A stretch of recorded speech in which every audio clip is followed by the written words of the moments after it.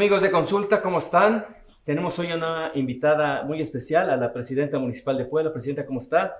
Y estamos en una nueva emisión de Ante la Corte con Óscar Gómez. Óscar, ¿cómo estás? Rodolfo, presidenta, muchas gracias por aceptar la invitación a la entrevista. Muchísimas gracias. No, al contrario, ustedes, es un gusto recibirles y platicar y dar a conocer algunos temas que son de suma relevancia para la ciudad. Un gusto estar con ustedes. Presidenta, ¿por qué no comenzamos con un balance? Ya cumplió su administración 120 días. ¿Se imaginó así el ayuntamiento? Bueno, la realidad rebasa la ficción o el imaginario de lo que uno esperaba encontrar. Sí han habido muchos aspectos que han sido complejos, algunos otros quizás más fácil, pero tenemos un balance positivo en lo general en estos 120 días. Algo que puedo resaltar y me gustaría mucho es que se logró en estos 120 días hacer un pago anticipado de deuda pública que representó un ahorro de 40 millones de intereses únicamente, pero estos casi 100 millones de pesos que se abonaron a la deuda es garantizar también que las próximas generaciones van a tener mayor libertad en cuanto a sus finanzas. Un ahorro del 30%. Sí, y esto representa que desde 2008 que se adquiere esta deuda y que va aumentando con los intereses, bueno, pues no se le había hecho ningún abono. Tengo la intención de continuar con este manejo adecuado, pues, el trabajo que se hace desde la tesorería, pero además con esta visión de cero tolerancia a la corrupción que nos ha permitido optimizar junto con el plan de austeridad para tener este capital y abonar en lo sustancial, hacer un buen ahorro o pago de esta deuda en el término de la administración. Qué interesante tema, perdón que interrumpí, presidenta, pero qué interesante. Podemos hablar entonces que en su administración, en estos primeros 120 días, se hizo una renegociación de deuda. ¿Es correcto? No fue renegociación. No fue renegociación. Más bien fue un ahorro que pudimos hacer, okay. Y pagamos un pago anticipado de deuda a capital. Estos casi 100 millones de pesos que se abonaron directos a capital nos generan un ahorro para este año de 40 millones de pesos tan solo de pago de intereses. ¿Qué vamos a hacer con este ahorro que ahora tenemos? O sea, por un lado pagamos deuda y por otro lado tenemos un ahorro de intereses. Este ahorro lo vamos a focalizar exclusivamente en temas de juntas auxiliares con 3 aspectos que son prioridad en todos lados: seguridad, infraestructura y desarrollo de bienestar, ¿no? O en este caso la Secretaría de Bienestar. Digamos que ahí está nuestro enfoque. Ese fue uno de los temas. Yo estoy procurando que con el equipo de tesorería logremos hacer al término de 3 años un impacto positivo todavía para reducirlo más, pero a planear un esquema por lo menos de 6 años en donde se puedan dejar las bases para acabar con esta deuda. Presidenta, ¿su visión del ayuntamiento cambió? Y cambió, digo, porque una cosa era como candidata, creo que tenía una visión, y supongo que tiene una muy diferente ahora que es presidenta municipal. Sí cambió, sí me imaginaba que iba a ser algo muy complicado. ¿Qué observamos? La pluralidad, o qué vivo ahora de manera diaria, la pluralidad que tiene nuestra ciudad, ¿no? Las diferentes demandas sociales que se hacen y cómo tenemos que construir un esquema donde todos aprendamos a escucharnos y a ser escuchados. Es decir, a conciliar. Tú y yo pensamos diferente, pero si tenemos el objetivo claro, tú te das unas ideas para llegar ahí, tú otras, bueno, pues definamos cuál es la mejor y vayámonos por esa. Eso de citar acuerdo, que es parte del enfoque que yo quiero hacer durante la administración, que va en el sentido de empoderar a los ciudadanos. Hoy todo el diseño que tenemos del ejercicio de gobierno es poner a la persona, poner al ciudadano en el centro de la toma de decisiones. Y para lograr esto, pues demanda que nos estemos escuchando, demanda que permitamos la libertad de expresión, la manifestación pública y que aterricemos en todo momento en alguna conclusión que nos permita generar bienestar social. Presidenta, una de las críticas más recurrentes a su administración en estos 120 días es el tema del ambulantaje. Hay un crecimiento del comercio informal. Este problema desbordó al ayuntamiento. ¿Qué pasó? Pues precisamente la forma en la que se aborda el tema. ¿qué estoy planteando en la reorganización de las dinámicas que hay en la sociedad? Hablemos del centro, del ambulantaje del centro histórico, que es, digamos, que el que ha permeado. Y el más notable, además. El más notable. Yo toda mi vida he vivido en el centro histórico. Yo nací en un barrio que está aquí en el centro, en el barrio de San Miguel, y no recuerdo ni una sola etapa en donde no hubiera ambulantaje. Es decir, para las personas que vivimos en el centro o que hemos transitado durante toda nuestra vida ha sido normal. ¿Qué es la visión que tiene este ayuntamiento? ¿Qué es lo que queremos hacer? Organizarnos, que del comercio ambulante y el comercio establecido haya un equilibrio y haya un suelo parejo en la competencia de intercambio comercial.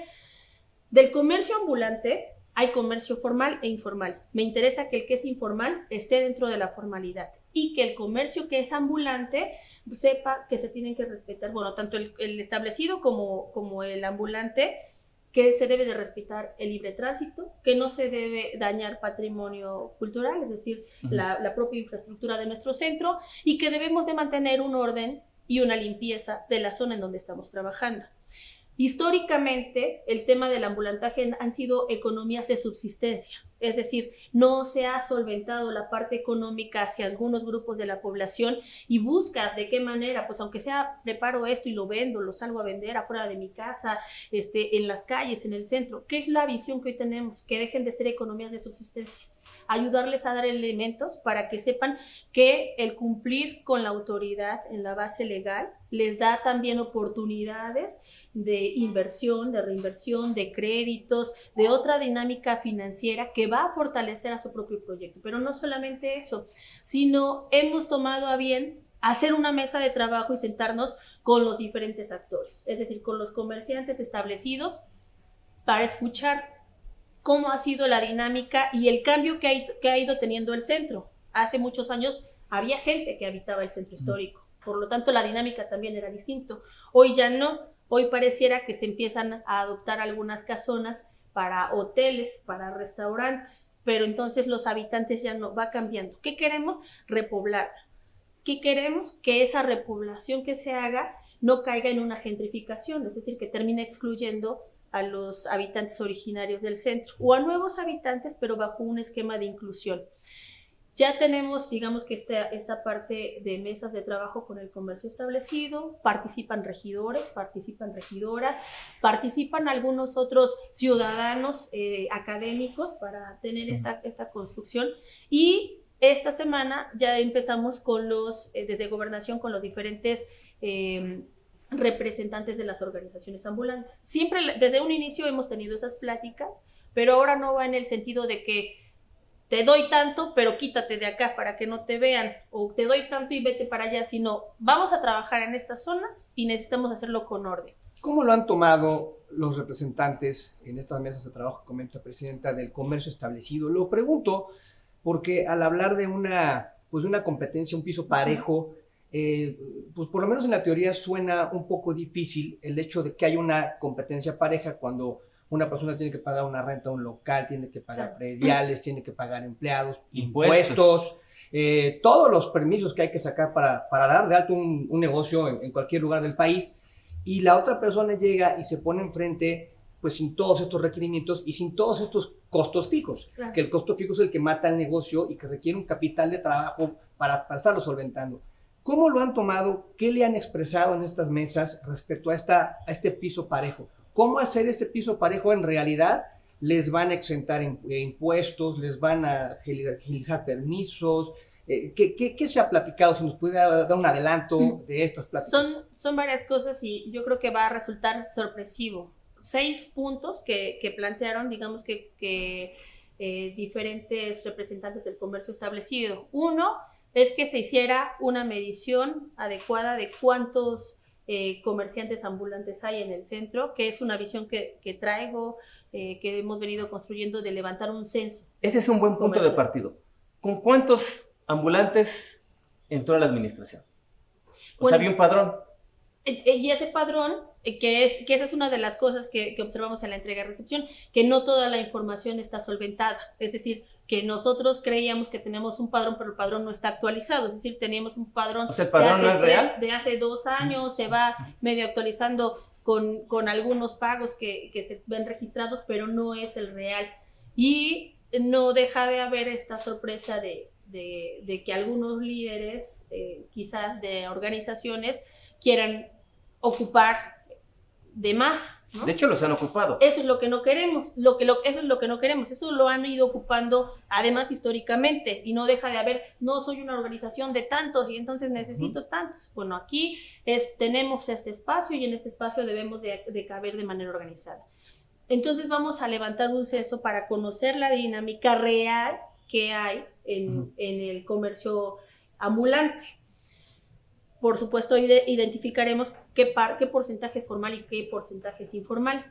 Lo que mencionabas, que ese es otro de los puntos, entrar en la formalidad. Exacto. Y decirles, hacerles ver con cifras que realmente sale más barato. Tener el cumplimiento de lo que es lo legal que estar pagando. Pues anteriormente era para que no llegaran y los quitaran, es decir, para darles una protección.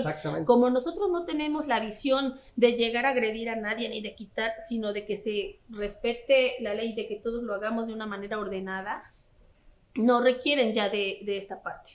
Y darles porque mejor, para ellos ya era un costo fijo. Claro, y darles mejor la información de decirle, mira, si tú pagas impuestos, si tú te registras, si tú tienes esto, tienes derecho a que una institución bancaria te pueda dar un crédito. Tienes derecho a que tú puedas hacer tus aportaciones al IMSS. Tienes derecho a que puedas inclusive hacer tus aportaciones para un retiro después de... Eso no lo saben. Y cuando lo vas platicando, o sea, que con el censo podemos tener ese acercamiento, también va cambiando la propia visión de ellos. Esto también sale de esta mesa de trabajo. ¿Qué otro planteamiento nos hace el comercio establecido? Dice, nosotros hemos visto algunos comerciantes ambulantes con buenas ideas, con buenos proyectos. Y llega alguien que lo sabe manejar, que tiene la información académica, digamos, o técnica, y saca su producto y ya le va muy bien. Y el que tenía la idea, pues no logró nada. Entonces, nosotros podemos inclusive capacitarles y hacer un esquema de capacitación.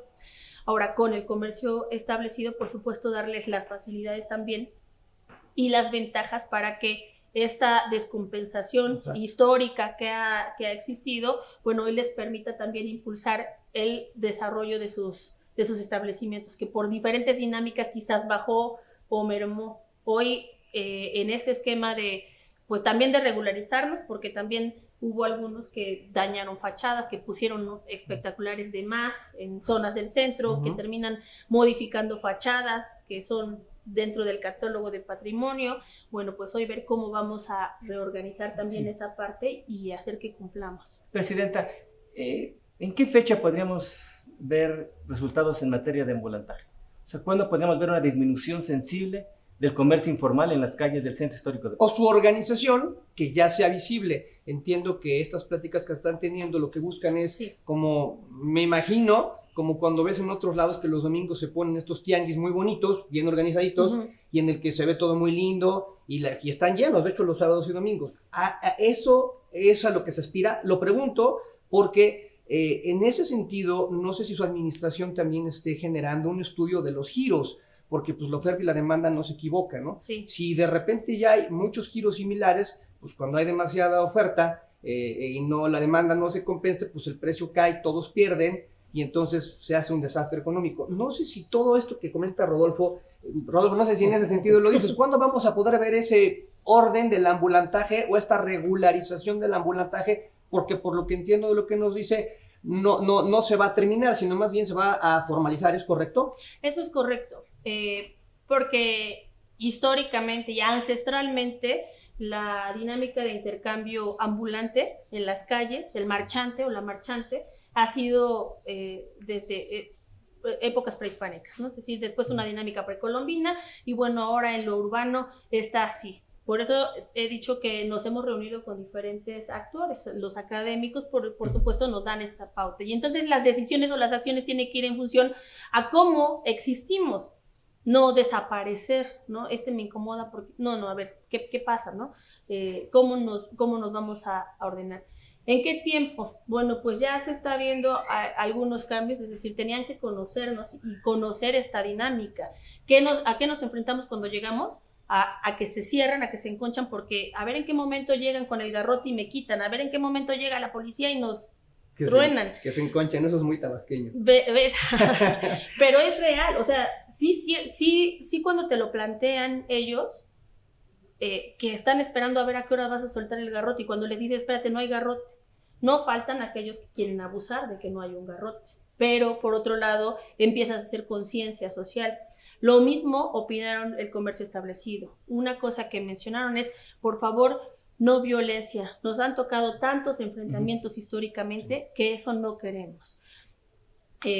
La intención, y ya desde enero, es que todo el corredor del 5 de mayo quedará despejado. Ahora nos vamos a enfocar de la 8 Poniente hacia la 18 en una rehabilitación, y va en varios sentidos, de movilidad, de infraestructura y de reordenamiento. Es decir, intervienen cuatro secretarías, bueno, cuatro áreas del ayuntamiento, gobernación, por supuesto, para esta reordenamiento, movilidad y recuperación de espacio público, gerencia del centro histórico e infraestructura. Vamos a rehabilitar ya parte del drenaje que está colapsado en la 8, en la 10, en la 12, o sea, va a ir paulatinamente, pero sí queremos decirles a todos los comerciantes que lo estamos haciendo, sí lo queremos agotar en el menor tiempo posible, pero con orden, ¿no? Para que tampoco se vean crisis en el ingreso económico de cada uno de ellos. ¿Qué tiempo? Pues es una dinámica y una problemática de muchísimos años. Se tardará el tiempo que vaya siendo necesario. Yo calculo que durante este semestre se va a ver ya un cambio sustancial en la manera en la que vamos a estar trabajando y en la que estarán ordenado el comercio ambulante del centro. Presidenta, cambiando de tema, la seguridad, otro de los puntos críticos de su administración. Puebla pasó, según el INEGI, a ser la cuarta ciudad donde la percepción de inseguridad es mayor. Y tiene una explicación muy lógica. Los poblanos nos hemos caracterizado por ser exigentes.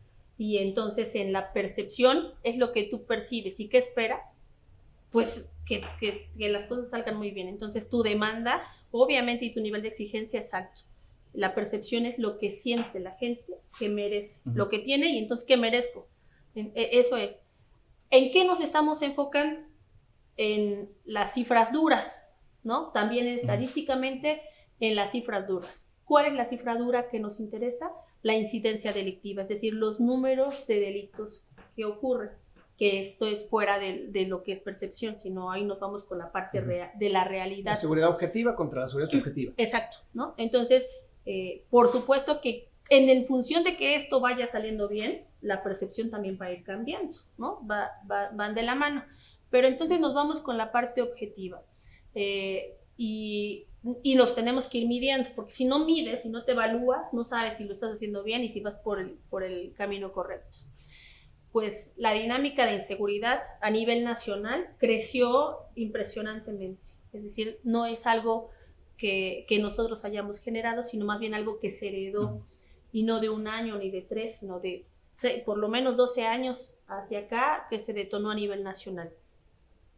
Del 15 de octubre a la fecha, de nuestro trabajo con lo que empezamos la primera semana ahorita, tuvimos una disminución importante en incidencia delictiva, en aseguramientos, es decir, en detenciones, que la semana pasada tuvimos las mejores cifras, y sobre todo en que las detenciones que hace nuestra policía municipal sean calificadas de legales, es decir, que no violen los derechos humanos y que reúnan todos los elementos para que una vez que se detiene al delincuente y pasa al área de la fiscalía cuente con los elementos correctos legalmente para hacer su trabajo. Es decir, en tema de seguridad es una cadena la que se construye para dar cumplimiento. Por supuesto que a quien se nos ve es al municipio, a la policía municipal, porque funciona como primer respondiente sobre delitos de fuero común. Los delitos que son de carácter federal, como portación de armas, drogas, narcomenudeo, robo de hidrocarburos, son federales. Sin embargo, aunque no podemos nosotros intervenir, sí hacemos un acompañamiento y una estrategia de inteligencia policial. ¿En dónde nos estamos enfocando? En esa inteligencia policial también, para hacer también seguimientos. ¿A través del SERI? Del SERI. La propia dependencia tiene su área de inteligencia policial, es decir, hacemos una revisión al interior de la dependencia porque hay que acabar con formas de corruptela que había también al interior y por supuesto al exterior en la dinámica de la Policía de Seguridad y de Tránsito Municipal. Ambas policías que tiene la Secretaría son primeros respondientes. ¿Y qué estamos haciendo? Continuando también con un esquema que venía de las mesas de seguridad, yo las retomo, es un buen programa y además las fortalecemos. Es decir, ahora con el proyecto de nación que a partir del 2 de diciembre el presidente de la República, Andrés Manuel, instalaron las mesas de participación con diferentes ámbitos de gobierno, las sumamos y eso nos está permitiendo ver que hemos logrado más del 97% de efectivas nuestras detenciones, pero además, según el Secretariado Nacional, que esas son, digamos, las cifras oficiales y críticas, Puebla fue de las ciudades que mayor disminución en incidencia delictiva tuvo a finales de diciembre, bueno, a fecha del 31 de diciembre, con 4 puntos. Pues eso es muy poquito, pero es muy poquito cuando decimos 4%, pero en términos reales, realmente, valga la redundancia, es exponencial. Sí, Presidenta, si bien ha disminuido la incidencia, como dice, se han también incrementado los casos donde policías se ven involucrados. Hay un caso donde un policía abusó de una menor, que no está detenido el policía, y otro caso ocurrido este lunes, donde un policía fue sorprendido en un robo. En actos de corruptela, y eso es a lo que me refería.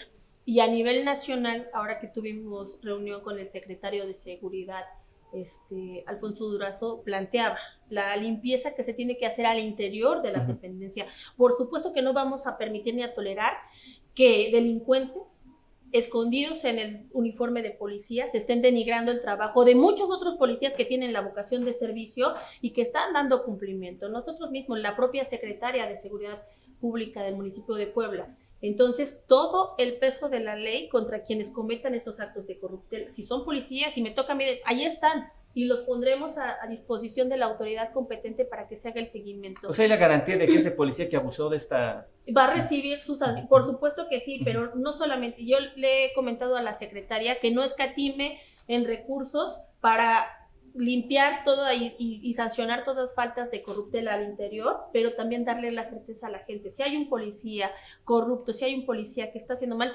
denúncienlo, por favor. Ahí tenemos que fortalecer la cultura de la denuncia y no vamos a tolerar esas prácticas. Y por otro lado, tenemos abierta nuestra convocatoria y la vamos a tener así de manera permanente para aquellos ciudadanos, hombres o mujeres libres de este municipio, que quieran, que tengan la vocación y el amor por su ciudad y quieran incorporarse a estas filas de seguridad para portar un uniforme con dignidad y para salvaguardar la seguridad de los poblanos. Está abierta la convocatoria, les necesitamos y eso nos va a permitir también ir cambiando la propia dinámica al interior de la dependencia, ir limpiando y que con esta nueva, con esta sangre nueva se vaya también fortaleciendo. Hay muchos compañeros y compañeras que están haciendo muy bien su trabajo y que tienen mi reconocimiento y por supuesto mi respaldo. Y también viven la frustración de repente cuando ya hicimos tantas detenciones y en la siguiente instancia sale, ¿no? Sí. Que esa es la parte que se tiene que fortalecer de nuestro propio sistema. Y la coordinación de la Policía Municipal del municipio de Puebla con la zona conurbada, lo comento por ejemplo en la zona de la vía Tliscayotl o la zona de Calzada de Zabaleta, donde convergen diferentes municipios y se vuelve ahí como una zona gris.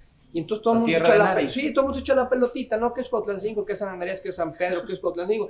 Y entonces se han vuelto en los últimos 2-3 años zonas de alta incidencia delictiva. El año pasado solamente, y todavía a principios de pues operaba impunemente una banda de robar relojes, mataron a un muchacho. En la zona de Calzada de Zabaleta, pues vaya, semanalmente se escuchaban asaltos a mano armada y nunca los detenían, y cuando les preguntabas a los policías qué pasa, es que ya salieron de mi zona, ya le tocaba al de Cuautlancingo, al de San Andrés, San Pedro. ¿Están platicando las corporaciones? Ya lo estamos haciendo. De hecho, es lo que comentaba, las mesas de seguridad que se hacían los jueves en el municipio de Puebla, ahora las hacemos, la nuestra la seguimos haciendo para evaluar a nuestra policía municipal, pero hacemos una diaria donde la zona metropolitana, es decir, San Pedro Cholula, San Andrés Cholula, Cuautlancingo y Puebla, nos sentamos y nos ponemos de acuerdo para estrategias también de inteligencia policial, es decir, hacemos de repente operativos en zonas comerciales donde ya se tiene identificado o robo de autopartes o robo a cuentavientes. Entonces, preparamos el operativo y nos apoyamos. Y ahora lo que no estamos permitiendo es que precisamente esos límites de que eso es San Andrés, eso no me toca a mí. Ya lo pasas tú, ¿no? Ya no lo hago.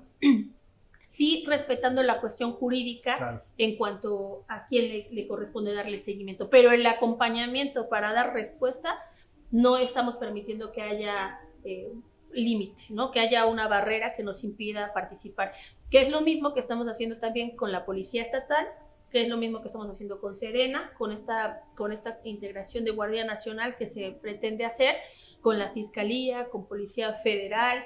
Entonces nos está dando buenos resultados. Tenemos la indicación de que en el mes de abril se haga un balance, un análisis para ver de cómo estábamos, cómo vamos, para ver si estamos funcionando con esta coordinación. Yo observo que sí está funcionando, que se ha logrado dar seguimiento y que no solamente, sino que en algunas zonas, algunos tipos de delitos se han empezado también a difuminar. Presidenta, ¿qué lectura tiene de los plebiscitos en las juntas auxiliares? ¿Cómo es posible que haya problemas en tantas juntas y se hayan suspendido las elecciones en 8 de 17 juntas auxiliares de la capital? Pues es posible porque toda nuestra composición social está cambiando. El año pasado tuvimos un proceso electoral que ha dejado precedentes a nivel nacional, ¿no? Es histórico, jamás habíamos tenido tanto periodo de proceso de impugnación de una elección, sobre todo pues las circunstancias que han ocurrido, por un lado han polarizado, pero por otro lado también han dejado la oportunidad de que hoy es el momento adecuado para fortalecer el ejercicio democrático en muchas vertientes. ¿Qué nos enfrentamos hoy? Pues que hay muchas cosas nuevas o distintas. Es la primera vez quizás que son tantas juntas auxiliares que se van a repetir. 8, creo que el histórico habían sido 6, o sea, tenemos 2 más. Pero qué cosas nuevas también tenemos distintas. Es la primera vez que recibimos tanta participación de aspirantes al proceso y también tanta participación de votantes en un proceso. ¿Qué otra cosa nueva tuvimos? Es la primera vez que se marca en una convocatoria el reconocimiento de pueblos originarios, es decir, que se les da también voz y voto o el derecho también de ser votados a un sector de la población que no estaba reconocido en una convocatoria. Entonces, pues obviamente la dinámica también va cambiando. La inclusión que se pretende hacer genera que tengamos otros resultados, no los mismos. ¿Qué otra cosa hicimos? La disputa interna de Morena, ¿no? Que no acordamos tampoco con candidatos de que mejor tú no participes para que vaya solo, sino al abrir la convocatoria y permitir que quien quiera, quien se sienta con derecho participe, pues obviamente que genera. ¿Qué otra cosa tuvimos también histórica? Que es la primera vez que en una contienda plebiscitaria de juntas auxiliares tenemos saldo blanco. Sí, gritos por allá quizás, pero no hubo ninguna persona herida, ninguna persona golpeada, ninguna patrulla quemada, nada, o sea, saldo blanco. Y eso, bueno, hay el reconocimiento también a la Secretaría de Seguridad porque hizo una adecuada estrategia para que se contuviera. ¿Qué demandó eso? Pues quizás en algunas mejor parar el proceso, pero sí eso era necesario para evitar un acto de violencia que ponga en riesgo la seguridad de las familias. Es mejor hacerlo y repetir para tener también la certeza de que es la decisión de la gente. ¿Qué otra cosa tuvimos nueva en este proceso? La participación de mujeres. Desde la convocatoria se pidió que hubiera paridad de género y tuvimos una participación de más de 700 mujeres que se inscribieron contra 300, casi 400 hombres que se inscribieron por la propia dinámica. ¿Qué es lo que yo creo? Que conforme vayan también habiendo esa igualdad en la participación entre hombres y mujeres, la propia construcción de cómo vemos nuestra sociedad y cómo tenemos que hacer las cosas para que tengamos resultados claros para todos, también va a ir cambiando. ¿Puebla todavía requiere 17 juntas auxiliares? Algunas prácticamente ya están en la mancha urbana. Ya están urbanizadas. Algunas en la propia dinámica histórica quizás aspiran también a ser municipios como como venía, y en el caso de San Francisco Totimihuacán. ¿Qué lleva a ese proceso? Pues una revisión y un trabajo coordinado con el Congreso del Estado para revisar y, en su caso, hacer modificaciones a la ley orgánica. ¿Usted estaría de acuerdo en que desaparecieran algunas? Yo estoy de acuerdo más bien en que se haga un análisis adecuado y sí se hagan reformas a la ley orgánica, porque, por ejemplo, en el proceso plebiscitario tenemos una base legal de 1970, con una dinámica o con un diseño de juntas auxiliares de 1970. Entonces, cuando hablo de que tenemos que hacer una revisión y una modificación ya sustancial a la ley orgánica, pues sería un gran giro de su administración, ¿no? Eso es lo que queremos. ¿Qué me permite ahorita la dinámica que hay en el proceso plebiscitario? Precisamente identificar esas áreas de oportunidad. Claro. ¿Qué ha pasado con otras administraciones? Que ya como sea la libraste, ya tuviste, que ya te quemaron esto, que ya, pero bueno, ya la pasamos y sigues con otros temas. ¿Qué es lo que vamos a hacer nosotros? Ya observamos, vamos a la siguiente etapa y no vamos a soltar el tema. Es decir, vamos a hacer una propuesta jurídica para modificar el tema del proceso plebiscitario, y que las instituciones que están diseñadas, profesionalizadas y que están facultadas para procesos de elección sean quienes lleven a cabo los procesos electorales, cualquier tipo, y no los ayuntamientos, como en el caso de los plebiscitos de juntas auxiliares, porque los funcionarios, los servidores públicos del ayuntamiento son los que tienen que tomar cartas y hacerla de personal electoral, y no lo tenemos, o sea, la función es otra. Entonces, este es un área importante que podría modificarse y que sería un excelente legado para próximas administraciones, sin importar colores, que las próximas administraciones municipales sepan que en el fortalecimiento de las instituciones electorales van a contar con ese respaldo. Presidenta municipal, ¿cómo va la disputa de Morena o qué tanto afecta la disputa interna de Morena al ayuntamiento? Se lo pregunto porque esta disputa la vimos en las juntas auxiliares, se lo pregunto porque hay regidores de Morena que incluso forman un bloque anti Claudia Rivera. O sea, ¿cómo salir de esta problemática interna?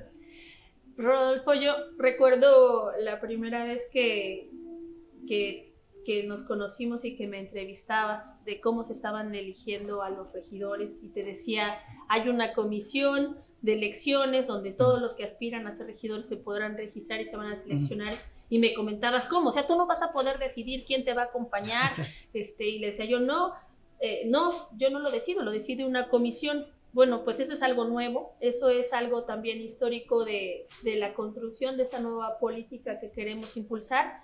¿Qué observo que tenemos en el cabildo? Pues un cabildo plural. ¿A qué es a lo que yo apelo? Pues a que el interés personal político, que lo político de repente no deja de ser personal para algunas personas.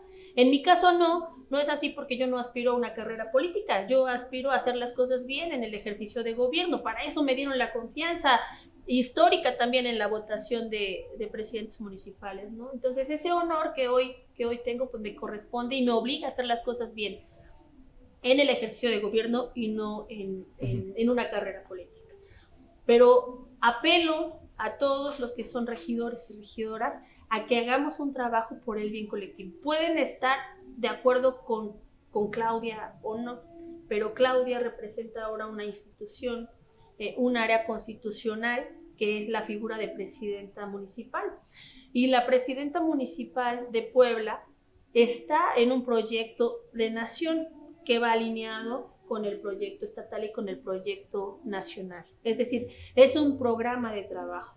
Y puede haber algunas personas que digan, bueno, pues es que Claudia no me cae bien, pero bueno, yo apelo a que trabajen con la presidenta municipal en un proyecto de gobierno, que ahí quiero aprovechar para mencionar, porque es otro de los logros de estos 120 días. Es la primera vez que se elabora un plan municipal de desarrollo sin contratar un despacho, con el trabajo con la institución, que en este caso es el INPLAN. Es la primera vez que se elabora, no desde un escritorio, sino con consultas ciudadanas. Se llevaron a cabo foros con los consejos ciudadanos, se llevaron con 5 universidades diferente dinámica de foros, con especialistas también, con consejos consultivos, y se hicieron también, que eso es algo que me gusta resaltar, consultas con niñas, niños y adolescentes en escuelas de la zona urbana y en escuelas de la zona periférica de juntas auxiliares, porque tienen diferente composición. Y logramos tener hoy un plan de desarrollo que es muy ambicioso, pero ya está el proyecto y se escuchó, por supuesto, también a los regidores, hizo el trabajo con todos. Ese es el proyecto. Si decimos lo político, ¿qué tanto nos afecta? Sí afecta mientras no logremos entender que hay proyectos y que a quien se le tiene que dar la certeza es a toda la base social. En toda la base social hay personas que piensan así, así, así, así. Pero los objetivos claros y sustanciales de bienestar y de desarrollo aplican de la misma forma para el que piensa así, para el que piensa así, para el que piensa así. ¿Qué es a lo que aspiramos? Que toda la base política de Morena, de las diferentes fracciones políticas, nos enfoquemos en hacer un frente común que se llama Puebla, que se llama México, y que las acciones que hoy hagamos vayan en función. ¿Qué me va a tocar hacer con los compañeros que sienten esa renuncia? Pues estar más cercana y decirle, esto es lo que hay. A ver, tú mejor dime, ¿cuál es tu propuesta? ¿O cómo quieres que sumemos? De mi parte. Pero hay un compromiso también por parte de ti, Oscar, de ti, Rodolfo, como ciudadanos, y de ustedes como ciudadanos, que nosotros, Claudia Rivera Vivanco como presidenta y los regidores, estamos para escuchar su voz y para servirles a ustedes, es decir, a todos. Ustedes tendrían que ayudarnos a decir el rumbo que queremos que vayamos tomando. ¿Claudia Rivera tiene favorito en la puja de Morena por la nominación a la gobernatura? O sea, han sido evidentes tus diferencias con Luis Miguel Barbosa y también el acercamiento con uno de los 3 aspirantes de Morena, con el senador Alejandro Armenta-Mier. ¿Tienes favorito? No tengo persona favorita, más bien yo soy muy institucional. Soy utópica también, pero soy institucional. Y voy a apoyar con mi voto como ciudadana a quien quede en el proceso, a quien elija el partido.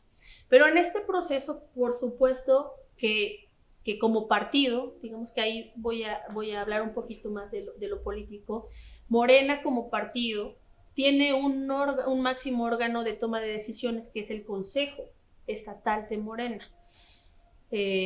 ¿Cómo se ha diseñado todo el partido a nivel nacional? Pues con toma de decisiones, con discusión, con debates y con agotar esas asambleas. ¿Qué es lo que no quiere el Consejo? Que se tome una decisión unilateral donde no se sienta o donde no se tome en cuenta, mejor dicho, el sentir de la dinámica de los que vivimos en Puebla, o de los que estamos en Puebla.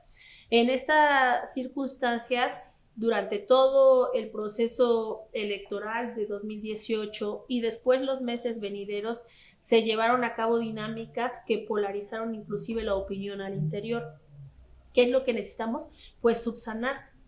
Y ocurre lo mismo, puedo yo tener más afinidad con una o con otra persona, pero a mí me corresponde hacer un trabajo institucional y correcto con cualquiera de las personas que competen. Yo no me tomo las cosas personal y habrá algunos actores políticos que ustedes observan que les cuesta trabajo convivir o compartir el poder político con mujeres o con personas que no se ciñen a lo que yo digo, sino más bien que debaten, que preguntan, que justifican, que dicen yo no estoy de acuerdo, o sí, o me parece, aportan, ¿no? Esa es mi característica, que cuando menciono que no hay que adaptarse a un traje que no está hecho a nuestra medida, es que yo puedo decirte estoy de acuerdo o no estoy de acuerdo, pero por esto, y te propongo esto. O en el ejercicio democrático, respaldar lo que haya decidido la mayoría, que puede ser similar a lo que yo pienso o no, pero fortalecer esa parte. Pero jamás una línea en donde me digan, quiero que, y esto vamos a hacer, ¿no? Sin debatirlo. O sea, ¿no has tenido presiones de los regidores para hacer una cosa y dejar de hacer otra? ¿Para apoyar a Barbosa y dejar de apoyar a Armenta? No la he recibido. Quizás si tratan de mandar señales, yo no las entiendo, no hay como que nos hablemos directo y si algo... Oye, ¿me invitas un vaso con agua? Sí, claro, te lo invito, ¿no? Pero ya me lo dijiste. Una señal muy concreta fue este bloque de 5 regidores, ¿no? Creo que es una señal muy concreta. que además te acusan de apartarte de los lineamientos de Andrés Manuel López Obrador. Creo que esa es una señal muy concreta. Y eso es a lo que decía, ¿no? El proyecto, y como pueden ver todas las acciones y cómo se construyó el plan de desarrollo municipal, que se aprobó por unanimidad, además, es decir, que ya lo revisaron los regidores y que va de acuerdo a las líneas, pues va completamente apegado a la línea del presidente de la República, Andrés Manuel López Obrador. Y más bien las otras prácticas del interés político, personal o particular, es el que no se apega. El tema de partidos políticos, que lo atienda el partido. El tema de la gestión administrativa de lo que nos compete, pues ahí sí tenemos que involucrarnos. Y en ese sentido, pues, si yo observo trabajo que han hecho mis compañeros, hoy los que aspiran al Senado, me tocó ir al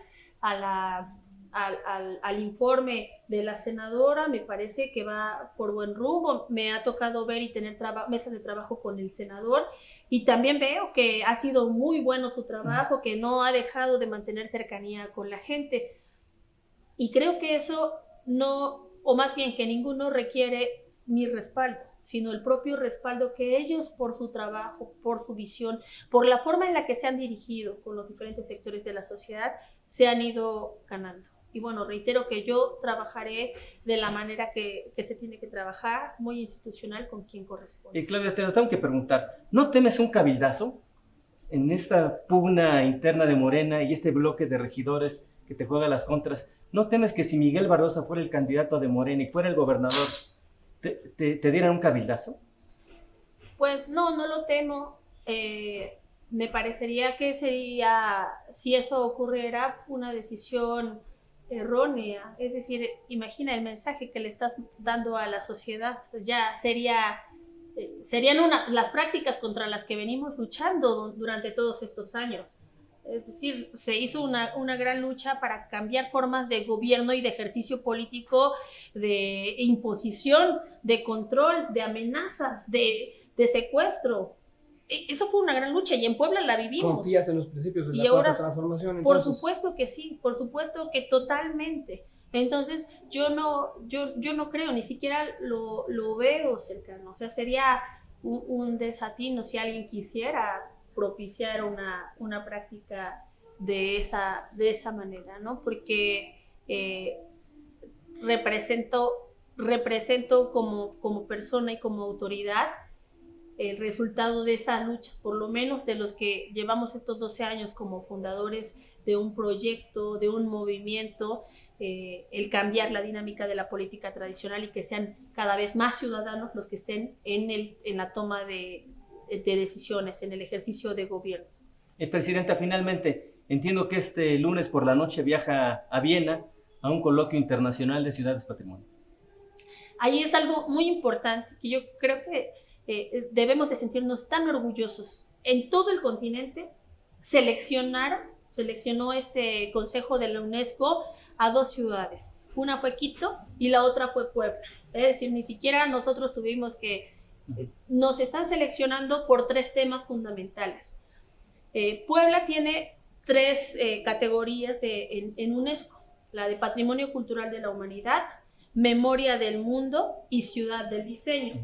Estos 3 elementos, pues además de que la han hecho ser parte importante a nivel mundial, y que no es un resultado que a mí me haya tocado, yo ya lo recibí, es decir, aquí ha venido el trabajo y el esfuerzo de muchas generaciones atrás, de poblanos y poblanas que aman a su ciudad y que la han logrado proyectar a nivel mundial. Entonces tenemos estos reconocimientos. Y hubo hace unas semanas el tema, o por ahí un rumor de que sí íbamos a perder el patrimonio, que sí estaba en riesgo la denominación. Bueno, pues no es así. Es decir, hoy nos están seleccionando a Puebla por 3 componentes, decía yo: por la preservación de inmuebles, porque además viene el esquema a nivel nacional de recuperación de predios que se dañaron por los sismos pasados, entre los que están también algunos del catálogo de inmuebles del centro histórico que han sido dañados.